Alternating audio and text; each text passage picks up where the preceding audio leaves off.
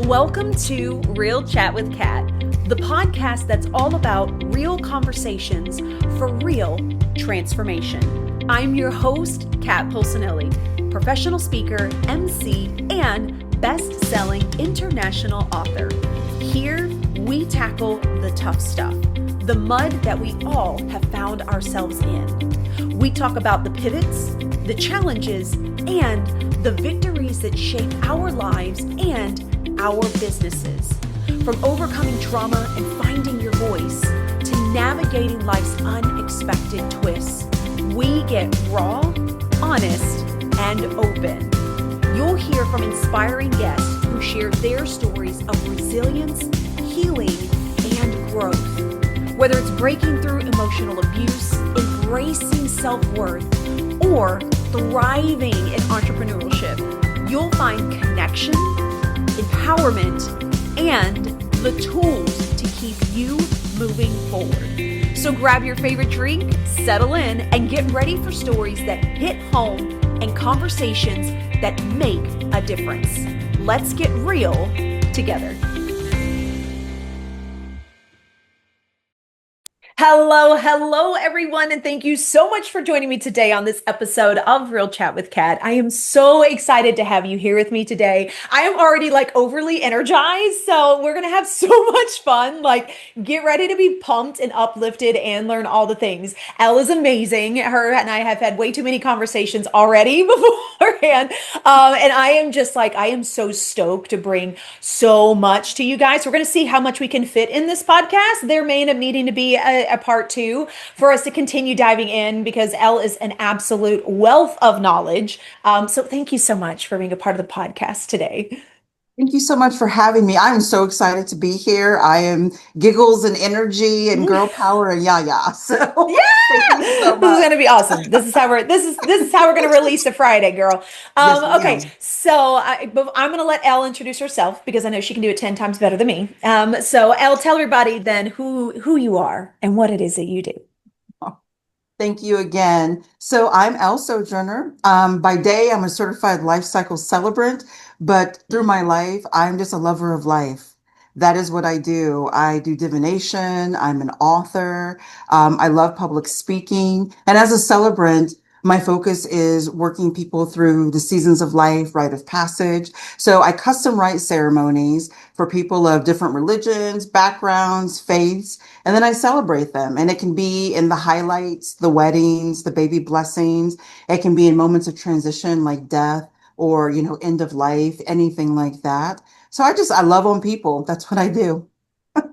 Girl, that is the most beautiful way to put it. She loves on people. She loves on people, y'all. Let me tell you, I adore all the things, and you do so much of this. And I feel like, I've talked to a lot of people, but having the conversation with you and the things that even we've talked about offline, and people are going to get a part of that today. You can tell that you really are in your purpose, who you are, what it is that you do, right? I don't feel like there's any question in what you bring to people, what it is that you offer, how people hear you and how they connect with you.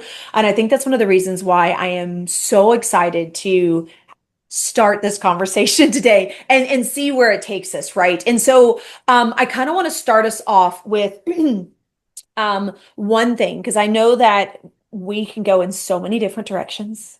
Yes, right. And I also know that, when you and I first talked, one of the things that we were kind of chatting about was just this invitation of understanding the miracle that we as individuals are. Right. And so I kind of want to start there and then kind of lead from there as to where that might take us, right, from beliefs to our thoughts to our actions, and kind of see where that goes. So when we talk about this invitation, and I know you had sent this to me before, so I'm not going to take credit for you guys. I want you to know that Elle sent this to me, but she said, we have already won by being born. And I was like, what? And I didn't think about this, right? It's 1 in 400 trillion. That's insane. That's insane. Yeah. That you got here. So talk a little bit about this and kind of lead us in this direction. So the science of it to me always baffles me. And then when you take it to the metaphysical and the spiritual space, it just gets louder.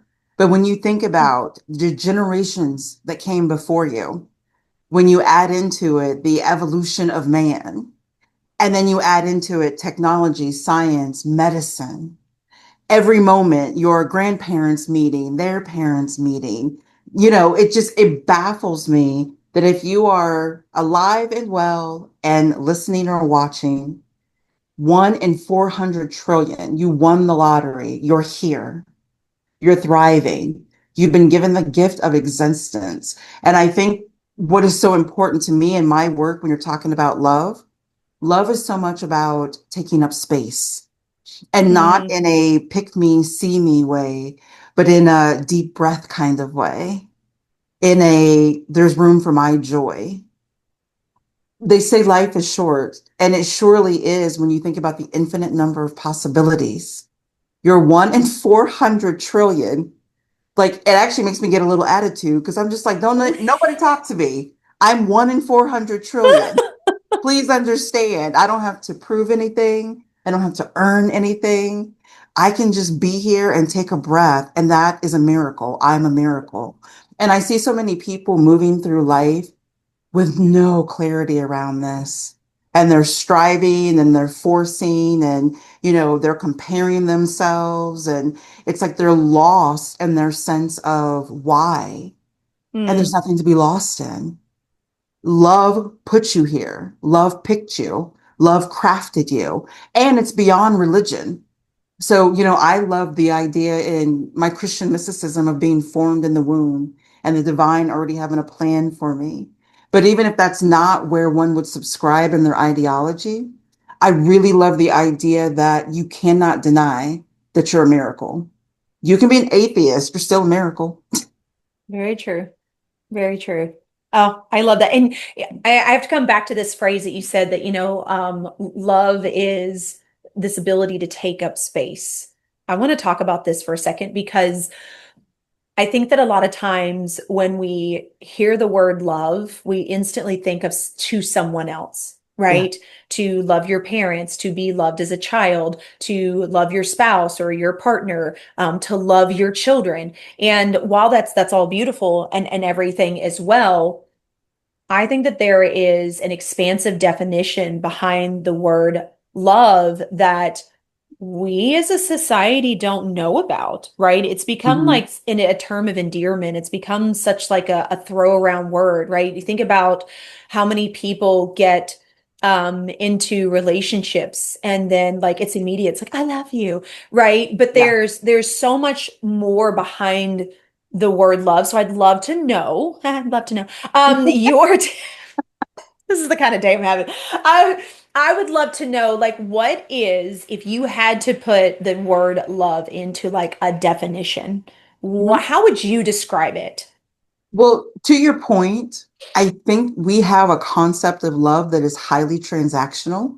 Mm, And the way I define love, it is a frequency, and it is something that is a reflection.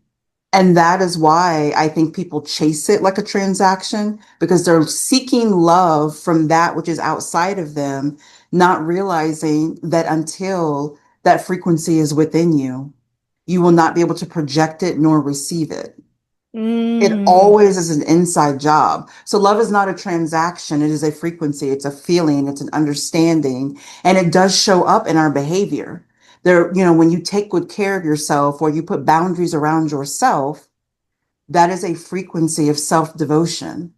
And then when you get really good in that practice of how you operate with love in your daily choices and thoughts, then you go into the environment and you start kind of getting the bouncing around you of a matching frequency, or it happens in the inverse. And I definitely have seen this in relationships. I see it in weddings even. You might have a situation where it appears that one person loves the spouse more than the other, mm, and you can kind of just tell. And sometimes when I see those dynamics, it does kind of perk my antennas up a little bit, because what I often will recognize is that the one who seems to love the other more, they often love them more than themselves. There's a sacrificial mm, energy to the love. And eventually, the one that they're loving more, they will reflect a lack of self-worth back to the person because they projected it first. So it's not to place above, it's really to kind of bring within. When I think about how I love my son, I bring him into my world.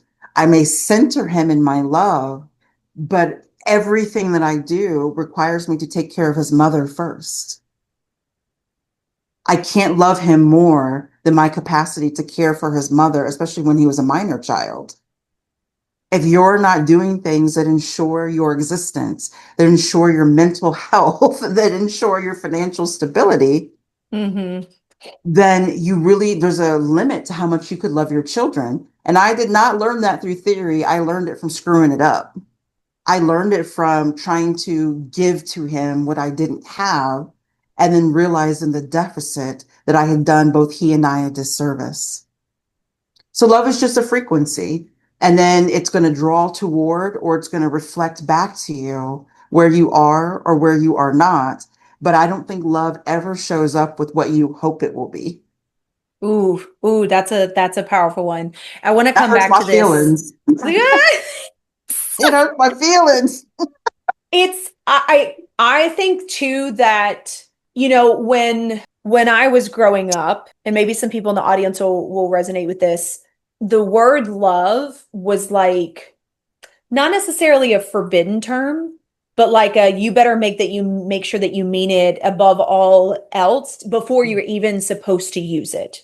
Yep. Right? It's almost like we put so much pressure on the word, which again, like you said, it becomes this outside component. And same thing, right? I remember raising my kids and thinking that I was doing what was best for them, when in reality it was from my own deficit. And it was like, because I love you, I'm doing this, and because I'm loving you, I'm making you tough. And that wasn't helping anyone. When I got into the space of personal development and healing and working through my own stuff, what I found really interesting and a little unnerving was the people around me that I would hear tell each other they loved them, but they weren't in relationships, right? It was friendships. Yeah. Like, man, I freaking love you, right? And every time I would hear that for a long time, like I was like, you're not supposed to say that. Like you don't mean that. You don't understand that. But in the context of it being a frequency, I think that it allows this capacity, right, to be able to love and care and have compassion for those around you, instead of it being such a sacred word that, like, Yeah. how dare you use it? And I think that comes back to almost making it transactional as well, because it's like you have to have 100% certainty before you use that word, right? Yeah. It's And a test. yeah. We're using it transactionally as though it's a test. So until somebody feels that they love me in that 100% devoted way, like, well, then I'm going to hold back a little bit, or I'm going to Hmm. hold them in a certain standard with how I relate to them. So getting Hmm. somebody to say, I love you becomes a test, which to your point, it's very transactional, but Hmm. that's speaking from where we don't have the love within us that we desire. So we're believing that when they pass that test, it will make us feel something that isn't there. It'll fill a void. And it actually Mm, doesn't, because you could, win the game, but you're still, well, what do they say? Winning the battle, but losing the war. yeah, Because then that's when you start seeing these relational dynamics, and not just romantic. I've seen it friendships, professionally. There's still an absolutely. imbalance. If you need them Hmm. to keep proving to you that they love you, Yeah. it kind of gets depleting. Yeah. And there's also another side to it that I was thinking of as you were talking about this, which is we protect the word so much that when someone says it, there is an expectation behind it. So Yes. now you have those individuals that don't necessarily mean it, or they don't mean it in the same capacity as what you do, right? Because we all have different perspectives. And then you end up getting hurt because you're like, but this person told me that they loved me. So because of that, I should be able to trust them. I should be able to be open with them. I should be able to be vulnerable with them. Like, there's all these things. And this comes not only in relationships, but this can be in like relationships with parents, right? If you had a Yes. parent that didn't necessarily love you and that's all you've been searching for, and one day they say, look, I do love you. Like, I love you. But you know that they don't mean it, but there's such a sacredness to that word. You're like, oh, then that should be it. That means now I can XYZ, right? There is this expectation behind it. And I don't know, it's been a really interesting transition to start using it more as a loving term and not hold it to such this high standard. And what's really interesting is since I have worked through a lot of my stuff and become more open and started talking to my kids and stuff, and I've talked about this on the podcast before that anytime, whether it is your spouse, your partner, your kids, your nieces, nephews, the way that you present yourself and the way that you handle yourself is how they are going to then see and pick up, right? Not what you say, not what you tell them.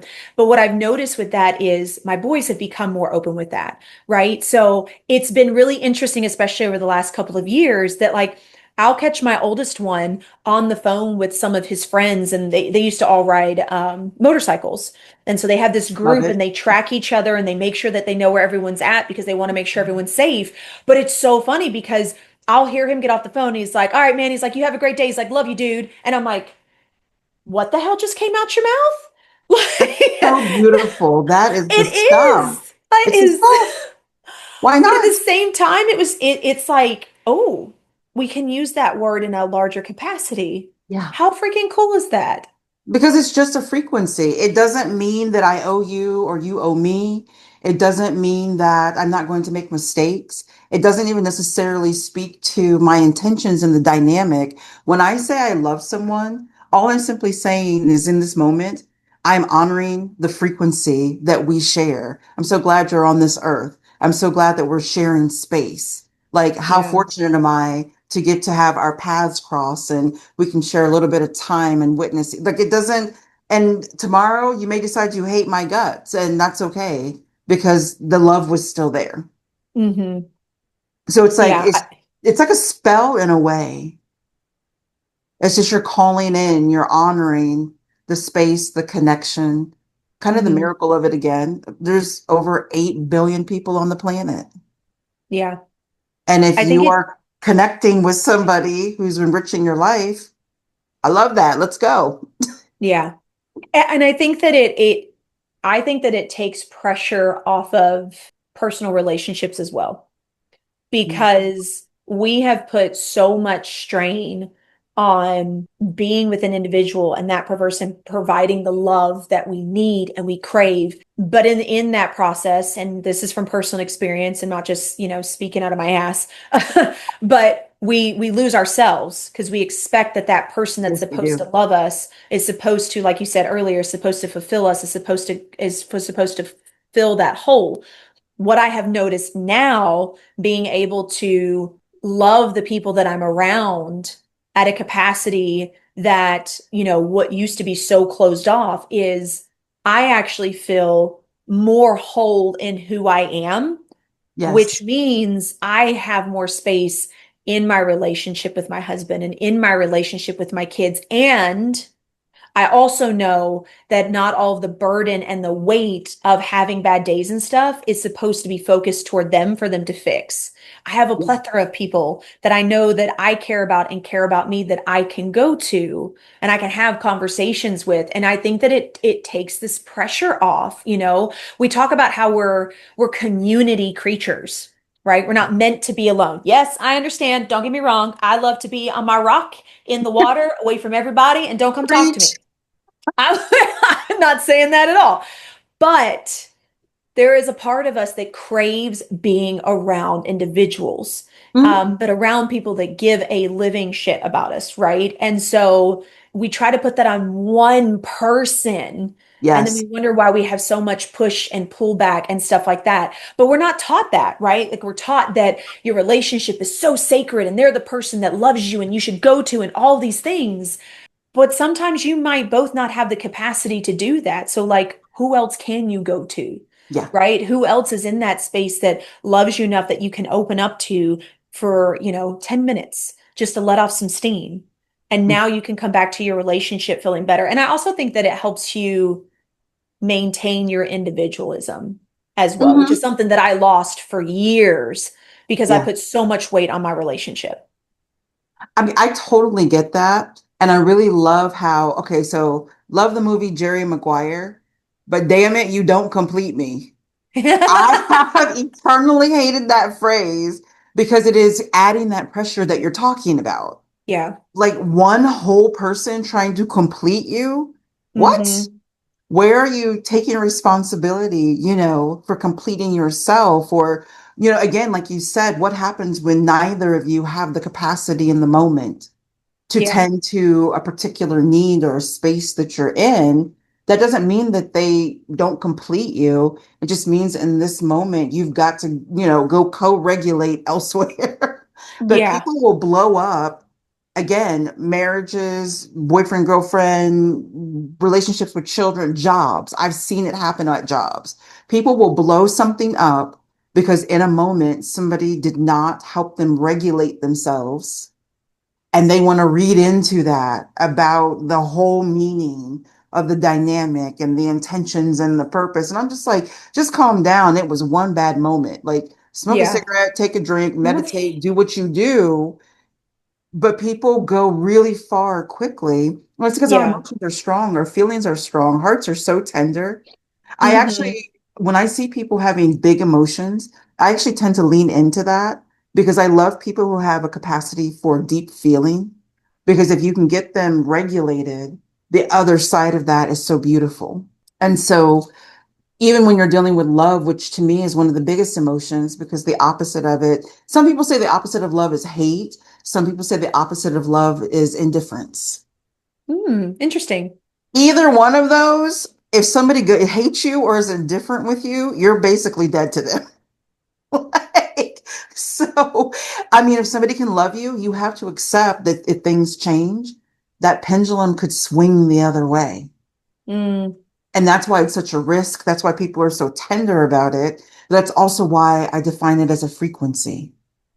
Because what I also know, having, gone through relationships and broken up and, been in deep for years and all the things, if you can walk away and feel like you left it all on the mat, that remains the frequency of love, even if you're hurt.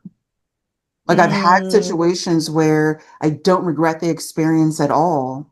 And even though it went a way that maybe I would not have preferred or did not anticipate, that frequency remained. What was good was good. What I learned, I learned. How I grew, I grew. And so that's why I just think it's important to give it an opportunity to be an energy and not an action, an obligation, an expectation, a yeah. requirement, because nobody can live up to that expectation. If you love somebody from that space, you're kind of setting them up to disappoint you. Oh, I hope you guys are taking notes. I hope you guys are taking notes. This is going to be like you're going to have to reflect on this stuff over the weekend. This oh my gosh. Okay. I love everything that you were saying, Elle, and I'm 100% on board with it, especially again, seeing the other side and how much pressure and stuff that I put on myself for other things and how long it took me to get to who I am, right? And Oh, who yes. I am deciding that I want to be. Speaking of that, for anyone that feels like, okay, cool. So love is this frequency. I can take some of the things off. Well, what the hell does that mean for me? So I want to talk Mhm. about a little bit about, the alignment of understanding who you are, right? And your beliefs and your thoughts and your actions, right? We talked about not taking accountability if you're waiting for somebody else to complete you, right? And Yeah. I know that, you've talked a little bit about before about understanding what someone would call true north, Hmm. right? First off, I'd like for you to kind of explain what the hell does true north mean for anyone that doesn't understand. But then Sure. I'd like to kind of dive into this a little bit about like how do we start taking actionable alignment within ourselves so that we create Mhm. this space which then pushes people away that we don't need and brings people into our life that can create this space that you and I are speaking from. So, starting with the concept of true north, I love this term. And I remember the first time I heard it, it really resonated with my spirit. And it is for me this idea that every last one of us has some sense of what would bring us joy. And it doesn't just have to be the tangible thing. There's just stuff that's true to us and stuff that's not. Heavy metal's your jam, R&B is not. Country music, I like to dance. I would never dance. You just know. And many of us are conditioned socially based upon our gender, our race, our ethnicity, our nationality, citizenship, socioeconomic status, education, career. Many of us will abandon our true north, what makes our spirit, our soul, our being, our life feel meaningful and on purpose, and that brings us joy. We'll abandon that because we'll hyper identify with roles and social conditioning. And what tends to happen is I've noticed when you start having language about, I have to, I can't, I shouldn't, well, now I'm obligated because that's usually Mm, somebody abandoning their true north. They're literally trying to convince themselves that they cannot have what they know they would prefer, that would bring them joy, that would be in service to their spirit. And another indicator to me of true north, things that energize you versus things that deplete your energy. Like literally, your mind, body, and soul will not allow you to comfortably align with things that really are just not your space. And it may just be it's not what you're here for right now. It's not your season in life. Maybe there's a lesson that you really need or an experience you need before next thing happens. But True North is a guide. And when I talk about things feeling good and bringing joy, this is not the space of I don't wanna because it's hard. Sometimes True North is, pardon my French, doing shit that you need to do so you can do shit that you want to do. And it can really be yes. that mucky. Like, that there's an area in your life where you need to grow. Or this is one I've struggled with. There's a space in your life where you need to expand, but you're going to sit on over there and stay in a job or a relationship, a house, whatever, because it's working for you okay. And it doesn't really seem to be broken, but daggone well, you're supposed to be someplace else. And that's why you'll see people who appear to have everything and seem rather unhappy, or they seem rather unfulfilled. And it's just because there's a calling to a different type of experience. And they're just going to kind of hang out where it's easy and it's worked. So True North is just wherever you need to go in this lifetime to have the experiences that would enrich you the most. And True North usually takes courage. And nobody wants to talk about that because we often think that things that are good for us should feel good all the time. And a lot of Yep. times, True North, it looks crazy. It's often that thing where people are like, everybody around you might be like, what are they doing? What the hell? Like, did they bump their head? Like, what? Usually there's a True North in there somewhere where somebody will just, they feel it. They feel that it's time for them to do X and they have to do it because they can't stay that uncomfortable and not being aligned any longer. And people meditate about it. I think some people just get a gut feeling. I think sometimes people Hmm. just blow stuff up because they can't take it anymore and they don't even know why they did it. Some people will just be in a space of, and I think this is common. I don't know if this is for me, but there's really nothing wrong with it. But I don't really like it's not broken, but I don't know if I should stay. Even if Yeah. you're asking the question, there's probably expansion calling. So to me, that's true north. I love this. And I immediately thought of two things in my life that I wanted to give as examples for anyone Yes. that's like, I don't know, but maybe that's what she's talking about, but like maybe not. So way back when I got out of my abusive relationship after 10 years, I Mhm. was in the medical field. I'd already been in the medical for several years already. And I stayed in it because I wanted to help people. That's what I enjoyed doing, right? And then as I started learning like how to say no, that you could say no, right? Just at your job. Yeah, like you didn't have to be the go-to person. You didn't have to do all the things. When I started standing up for myself, I started getting kind of this feeling of like, I don't want to be in this space. Like I don't feel like I'm appreciated. I don't like the way that the doctor talks to me and treats the staff and so on and so forth. And I was like, but I really enjoy helping people. Like I'm confused, right? And so I started just kind of exploring on things I thought I might want to do, which at that time was, hey, maybe I could just build real estate and I could help people, Mhm. right? And I'll use my patience as a way to build that business, right? So I came up with this plan and I was like, this is what I'm going to do. And I kind of put it on the back burner, but I kind of thought about it and did some research. And lo and behold, shortly after that, 10 and a half years after being in the medical field, I had a moral disagreement with my doctor, something that they wanted to charge the patient that we said we weren't. And I refused to do what was told of me because I wanted to stand behind my morals, which was absolutely not. We said we were doing this. I got fired.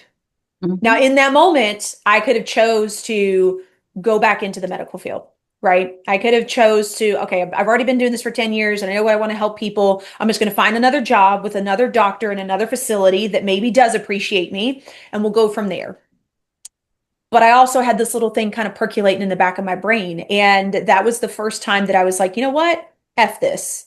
I'm going to do Mhm. something completely different. I'm going to prove everybody wrong and I'm going to do it the way I want to do it. And I did. And then I quickly found myself coaching with anyway, That's how that but goes. You take right, the like off ramp and you get spit out on a road, and there you go. you're like, all right. But what's interesting is that was probably the first time in my life that I started really paying attention to what do I actually really enjoy in the things that I've been doing and what do I not? And how can I find something that leans more toward more of the things I enjoy and less of the things I don't. And as I started thinking that Mhm. way, more things started popping up, right? Which was really Yeah. crazy. I started coaching with other realtors. I was offered a full position to build something out, which is something I enjoyed doing in that space. And then I quickly kind of built from there. And then I started my own practice and I was like, cool, let's try this out. And then somebody was like, man, you should do podcasts. And I was like, I would love to do podcasting. And here we are 3 years later, but it's things like that, that it's like, until you're willing to look past the blurred lines, right? And really like refocus to be like, I think I can see a little further. You can find yourself in this in-between space where you're like, I know, but I think that, but I kind of like Yeah. this, but I don't really know if that's really what this means, right? Elle, you and I talked about this several months ago when I decided to do a TEDx, which was not on my bingo card for 2026, Which is right? I funny. Oh had my God. Okay. I had shut a coaching practice down. I decided I was going to do more speaking, and in that realm, I took a remote job to fill the space of financial capacity. And I got into this space about a year into the job. I was like, I hate this. I don't want to do this. I know this is not where I'm meant to Mhm. be. I want to be here. Every time I do this, I am so energized after. And what happens? I get fired out of nowhere for no reason. And while that was stressful, it was one of the best things that could have ever happened because in Yeah. that space, I got to refocus on my talk. I rewrote my entire talk. Thank you to my amazing friend Sabrina. And I got to put myself out there in front of people with a message that I know is going to resonate with the world, right? And it's really interesting how those things happen. And I think this kind of comes back to this beautiful saying, which I never understood for a really long time, which is the world is not happening to you, it's happening for you. Yes. And that's And a when tough one to accept because oh, it when you is. tell yourself it should be this way and that should or shouldn't happen, you can feel like, life is kicking your butt or it's not fair, it's being unkind. And sometimes the most gracious gestures are the ones that get you uncomfortable. Yeah. Like I have an example of this. I grew up in the Midwest. I had known since I was little that I was not staying. I couldn't tell you why I wasn't staying. And even my mother that raised me, I remember probably being sub 10 years old and being like, she's leaving. It was just in my being that I would be someplace else in the world, when the time came. I'd always wanted to go to New York. Ain't never been to New York. Had no idea why I wanted to go to New York City. But I went. And when I got there, I remember taking a deep breath and exhaling. I was home. I don't know why I was home. Years later, probably 10, 15 years later, I would find out that my maternal birth family was out there. No. I had a maternal grandfather, aunts, uncles, and then even like in my lineage, they were rooted in that area, in that kind of mid-Atlantic, New York, DC. I was literally in my spirit called home and I just followed it and it just kept making sense. But I literally did not have the reason for it for decades. I was in my 30s. That's true north. It didn't make a bit of sense. I don't know why I had to get out of the cornfields, and go risk my life on the city streets. I actually love New York. I never had that crazy experience that people think about, but there was no rhyme or reason to it, but it was within me. And so Hmm. then I had the benefit of finding out much later why that made sense to me. I was walking on the soil of my biological people. And so it is. True North can just be that ridiculous. You follow it.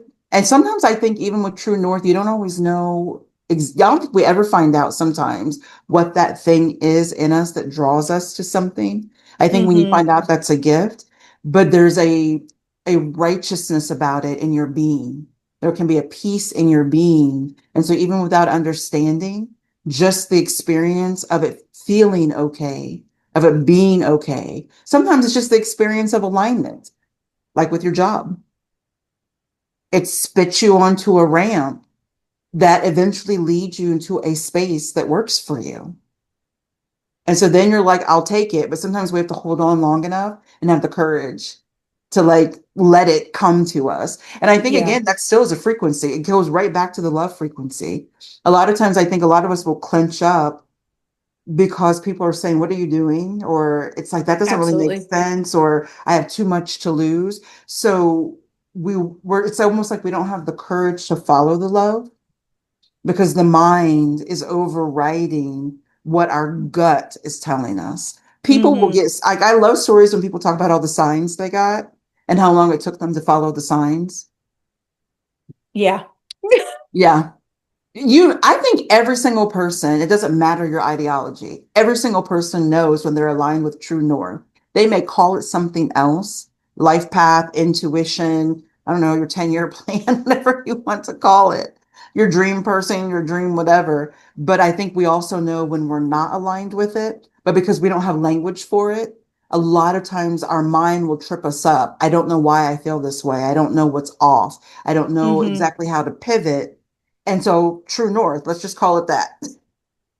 Yeah. And I love this of, when the mind can't make sense of it, right? Because Yeah. we are taught to be such logical beings by the time we're an adult. Yeah. I'm a highly cerebral person by nature. My mind has gotten me into so much trouble. Like thinking is literally dangerous for me. Do you, I'm girl, I so felt that. So felt that. So, like, yeah, like you went there with me, those moments when I'm like, why in the heck was I trying to think myself out of yeah. something that was so palpably otherwise? I mean, I've always been very cerebral, and it's also the place where I personally go when I'm afraid. I Yeah, will try to reason and logic and make it make sense, as people absolutely. say. And a lot of times I'm trying to do that because the thing that I know for sure, it doesn't feel as good or it's not as easy. Yeah. And it's okay to be a little bit of a coward. That was something I had to give myself grace to be sometimes because I tend to relate to myself as strong. But sometimes it's like, ooh, I just don't know if I wanna. And just giving myself grace to acknowledge that will sometimes Hmm. then help me find the courage to do the thing that I feel I should be doing, that my being is drawing me towards. But sometimes even telling ourselves how we have to experience true north or how we should be responding to these pivots and changes or expansion or what may be perceived as loss, that Hmm. doesn't have love in it. It's not the frequency of love to be judging how you're lifing. And so Yeah. sometimes I just need to put the love back on myself. Okay, yeah, you acting a little crazy. You're in your feelings. You snacking when you shouldn't be. You're scrolling when you need to put that phone down and get off reels. Okay, you're uncomfortable. Let's just call Yeah. it. And then what?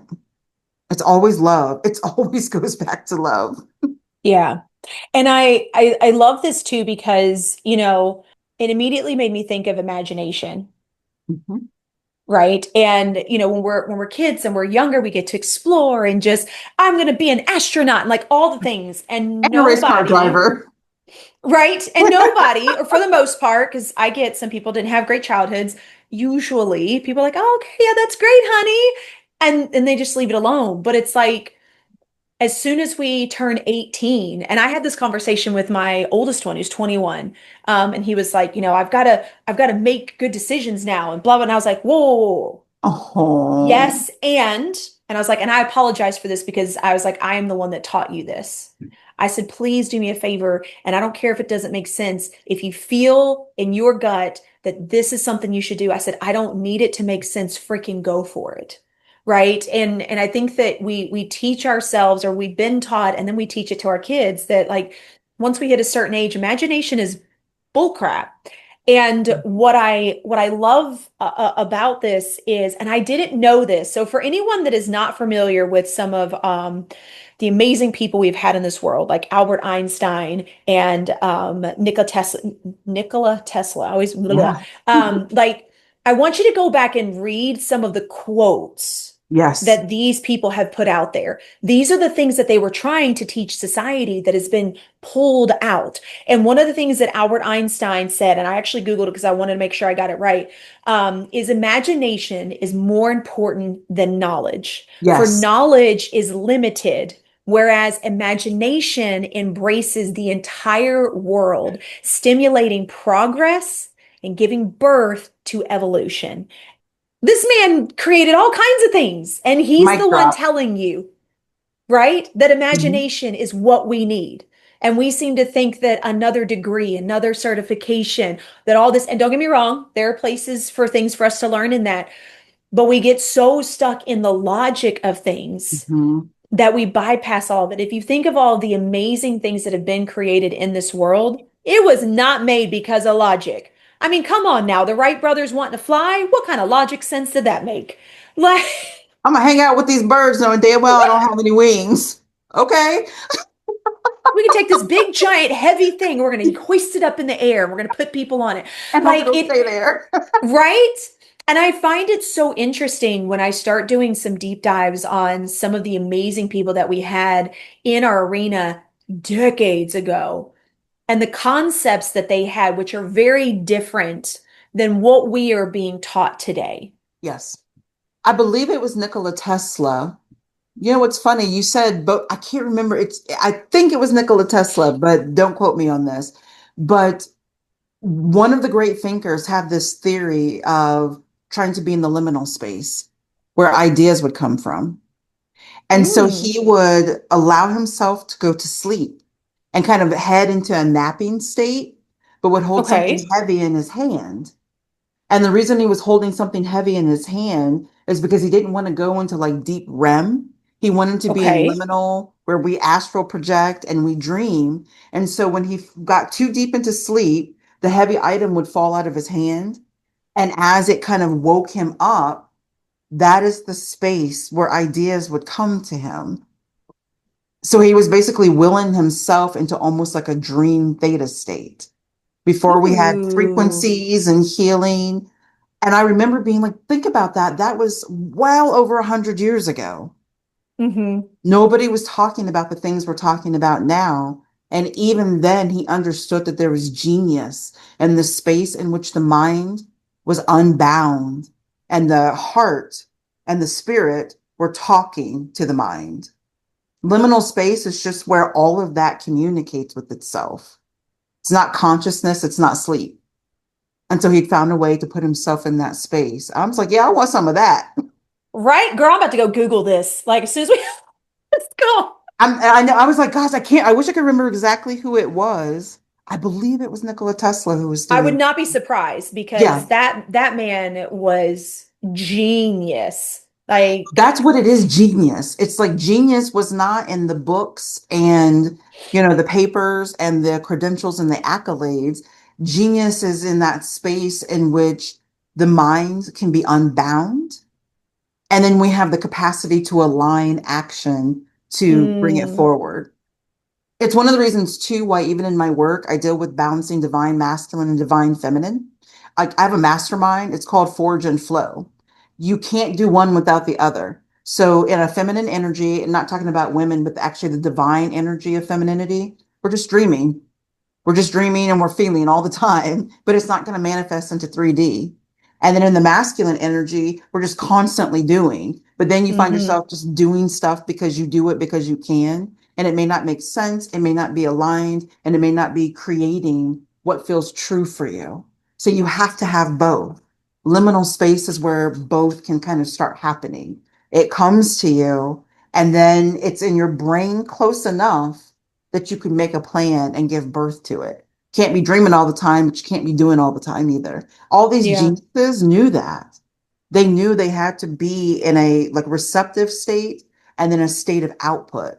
It blows my mind when you think about how basic the concept is, but it's a theory that repeats itself wherever you find brilliance. Mm-hmm. Yeah, I've been baffled by some of the individuals that we know to have created so many things and how much different they really thought than how we are taught to this day. So if anybody is interested on like understanding like where do ideas and where do some of these people like just do me a favor, do a deep dive. Just do some Googling and look up some of the things on Albert Einstein and Nikola Tesla and some of the other amazing individuals Any because great inventors, yeah, you will be blown away and be like, wait, why did they think that way? Um, successful but I, creatives do the same thing. yeah, And they're yeah. usually divining these ideas from somewhere. I know people who really they can get messages from other realms or ancestors or angels or whatever. But I also know other people who just feel like they're getting messages or guidance from the best version of themselves. Mm, It's not coming from the external pressure of society. They're not coming up with these ideas because somebody told them to. It really has to almost be channeled from something outside of self. yeah. And then the winners are the ones who can stick with it until they bring it to life. Oh, okay, Elle. We're gonna have to do a part two. I we're gonna have to come back to this because I really want to dive into Yeah. a lot of the actionable steps? What are the micro things that we can do? What are Mhm. the ways that we can really start supporting our own lives and being able to respond to all of these different things, whether it's challenges, surprises, all the things. So you guys be on the lookout. We are definitely going to do a part two where we can really kind of dive into what we've talked about today and give you guys some really actionable steps. The We've just real, run out of real. time today. Yeah. So be on the lookout. I know that you have a freebie, though, that everybody is getting. So please share with everybody what this is. I'm so excited. It's what I call a soul guide. And this particular one, it talks about ritual of the energies of the days of the week. So Monday, Tuesday, Wednesday, Thursday, Friday, Saturday, Sunday. It's going to talk about the energies that align with each of those days and how you can really call that in to put some wind at your back, to put a little magic at your back as you're moving through your days. For example, there are some days that are better for dealing with finances. There are days that align with certain planets, certain colors, certain numbers. There's some days that are better for taking a hot bath, and other days you need to hit the gym. And so, one of the reasons I love this particular thing is ritual and ceremony is what I do. But as I was joking with you earlier, ritual and ceremony isn't always like eye of newt and like, the tongue of a camel. People think the more exotic and out there they get, the bigger the magic. It's everyday magic. I had shared with you earlier, Kat, when you're dealing with courage issues, Thursday is the day of Thor. That is a day to acknowledge where you may be feeling like you're not in your strength, but actually calling down blue candles and Thursdays. If you just need to get some courage, if you just need to get your confidence up, if you're just trying to like get yourself to do the thing or say the thing, do some work on a Thursday, light a candle and just be like, oh, I'm sick of being a clown. I'm ready to call it in. I'm ready to get mine. It doesn't have to be crazy. So enjoy this, enjoy the energies, create magic for yourself, put some wind at your back. I love this. And of course, we'll have that link in the show notes. We'll make it super easy for you guys to find that and all the other amazing things that Elle has as well. So, where can everybody find you? How can they connect with you? So the easiest way to find me is at bio.site /Elle Sojourner. And that's where you can go if you're interested in celebrant work, weddings, hopefully not funerals, but I'll support you if you have to be in that space. You'll also find divination work that I do, soul circles that I do. We have a soul vow ceremony coming up in May. Free offerings, community events. It's like all the stuff, the books, the everything. And then you can just go play on bio.site /Elle Sojourner and find your magic. Yes. Oh, I'm so excited. We're gonna have so much fun next time. Okay, so we'll make sure we have all that information in the show notes. We'll give you guys her social handles as well, so you can follow along with Elle, and her amazingness. Elle, thank you so much Thank for your you. time and energy today. I Is there love you. Oh, I I love do. you. I truly Oh, thank do. you, Elle. You are light. Thank you. Is there anything you'd like to leave us with before we finish up? I think in this moment, in this time where the world is right now, just do follow the love. Love yourself, love others. It doesn't have to be grand gestures. Just do the next right thing, the next kind thing. And there's a cumulative effect, and everybody needs it right now. Everybody needs Mm, it. Just follow the love. I love that. Oh. This is like an amazing. If you guys are listening toward the weekend, like I really want you to sit with all this information, and really feel into this. We do get in spaces where we feel so called to be a part of everyone else, and we lose ourselves in that. And I've done that for years. We talk about people where they talk about taking the mask off and being them, but also being worried at the same time that they're not going to be accepted. Let me tell you, when you can lean into who you are, the people that are there for you are going to be the ones that show up, like this amazing lady in front of me right now. Yeah. So, don't be afraid to put yourself out there and be who you are, because let me tell you, the sky is the limit when you stop putting the expectations on yourself that others perceive for you to have. So until next time, do one thing positive for someone each and every day and see the difference that it makes in your life. Catch you later. Thank you so much for tuning in to Real Chat with Kat today, where real stories meet real solutions. If you love today's episode, don't forget to subscribe, leave us a review on Apple, and share this with someone who may also need to hear this as well. Let's also keep the conversation going. Follow me on socials at The Lotus Effect, connect with our incredible guests, and remember, you are never alone. Your story matters, and you have the ability and the power to rewrite it. You always have a choice. Until next time, stay strong, stay inspired, and keep showing up as the incredible, unstoppable